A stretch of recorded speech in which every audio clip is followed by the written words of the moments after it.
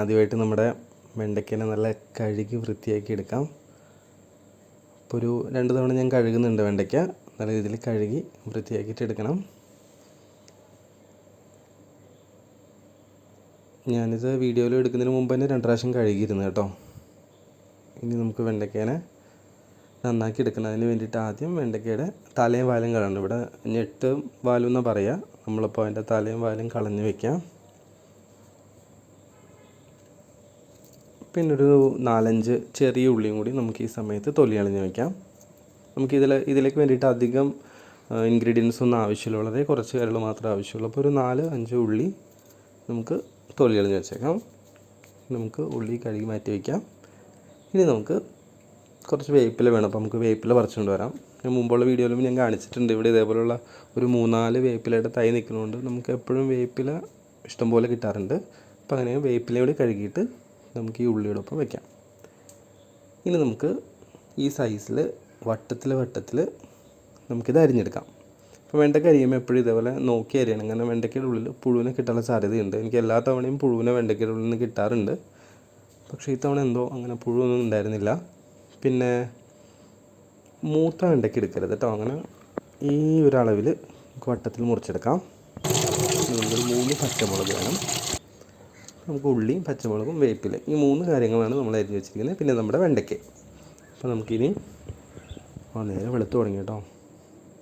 ചീനച്ചട്ടി വെച്ചിട്ടുണ്ട്. ചീനച്ചട്ടിയിലേക്ക് കുറച്ച് വെളിച്ചെണ്ണ ഒഴിക്കാം.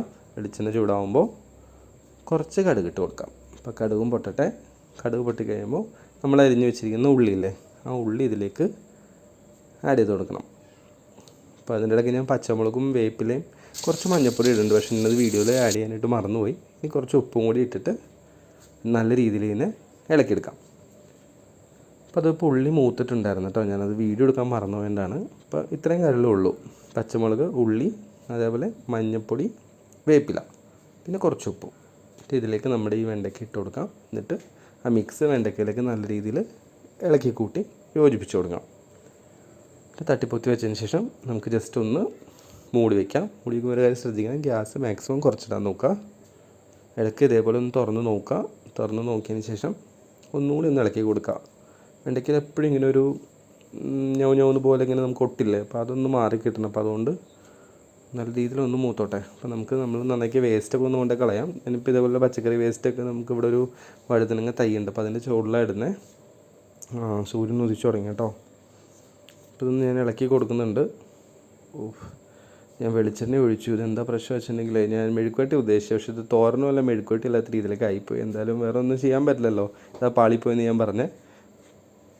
നമുക്ക് ചോറിൻ്റെ ഒപ്പം ഓഫീസിലേക്ക് ഇത് കൊണ്ടുപോകാം. അപ്പോൾ ഞാൻ നിറച്ചെടുത്തിട്ടുണ്ട് ചോറിൻ്റെ ഒപ്പം. ഭയങ്കര ഒരു ചമ്മന്തി പോലെ ആയിപ്പോയി കേട്ടോ.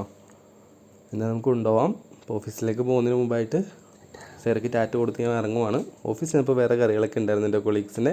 അങ്ങനെ ആ കറിയും കൂട്ടിയിട്ട് ഇന്നത്തെ ഊണ് കുശാലായി.